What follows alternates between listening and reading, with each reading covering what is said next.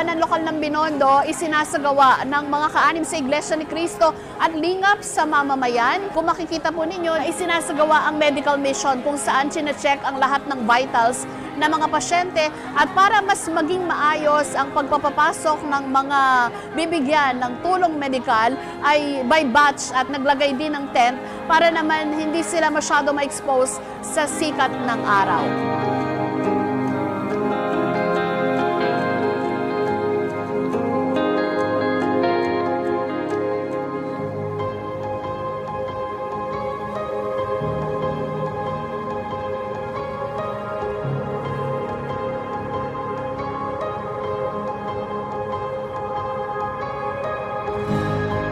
Nasunugan po kahapon, wala po sa amin natirang mga gamit at mga damit.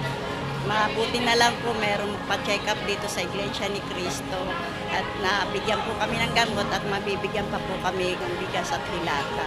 Maraming salamat po sa Iglesia ni Cristo at narito sila para magbigay. Salamat po. Kami po'y nasunugan sa parola. Andito po sa libreng gamot. Kailangan ko po ngayon. Kaya salamat, maraming salamat po sa Iglesia.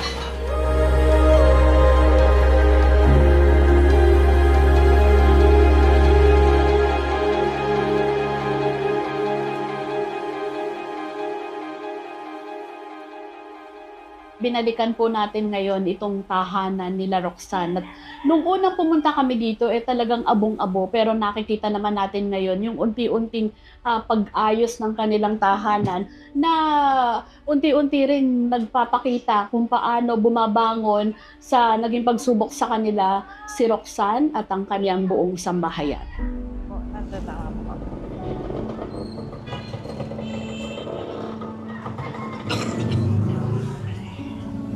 Yung po ba nagsunugan nun yung looban nyo na? Opo.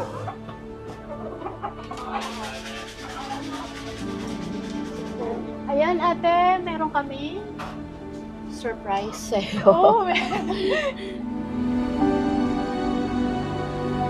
Ayan ate, meron uling surprise sa'yo ang Lingap Stories. Pandagdag dun sa mga pangailangan ninyo. maraming salamat po.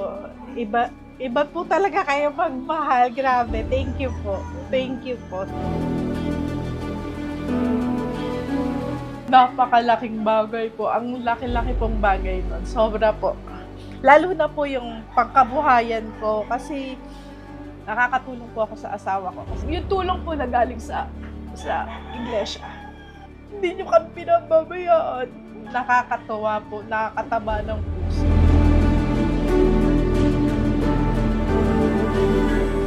Ako po ay nagpapasalamat sa kapatid na Eduardo V. Manalo, tagapamahalang pangkalahatan ng Iglesia ni Cristo dahil sa isa po ako sa napagkatiwalaan na maging bahagi nitong lingap sa mamamayan na nakikita ko po yung mga pagtulong na ginagawa ng Iglesia sa pamagitan ng lingap sa mamamayan, hindi lang po dito sa bahagi ng Tondo, kundi sa iba't ibang panig pa ng Pilipinas at ng mundo. At nakikita ko kung gaano po kalaking tulong at saya yung naipagkakaloob na tulong na ito ng Iglesia ni Cristo sa ating mga kababayan na kahit papaano nagkakaroon sila ng inspirasyon para magkaloob po ng tulong sa kanila sa panahon ng ang akala nila wala nang magbibigay sa kanila ng tulong. Pero ang Iglesia ni Cristo po na ipaparating po itong pagtulong na ito at pagmamalasakit ng Iglesia ni Cristo. Maraming salamat po.